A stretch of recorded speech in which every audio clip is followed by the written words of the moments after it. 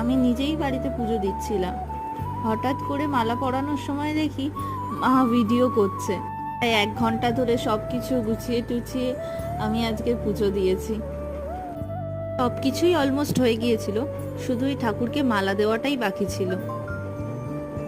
আজকে পুজো দেবো বলে কালকেই মালা, ফুল, মিষ্টি সব কিনে এনেছিলাম কলেজ থেকে ফেরার সময়। দীপ জ্বালানোর জন্য আলাদা করে তেলটা ভরা ছিল না, তাই আমি মোমবাতিই জ্বালিয়ে নিলাম। আর এটা ধুনো ধূপ, বেশ সুন্দর গন্ধটা। ঠাকুরের পুজোটা কমপ্লিট করে এবার আমি একটু ভাবলাম যে বেশ সুন্দর লাগছে ঠাকুরটা দেখতে, একটা ভিডিও করি। তাই আমি নিজেই ভিডিওটা করছিলাম। মা নিরামিষ পনির করেছিল, তো পুজো শেষে আমি খেতে বসে গেলাম। তোমাদের কার কার বাড়িতে পুজো হলো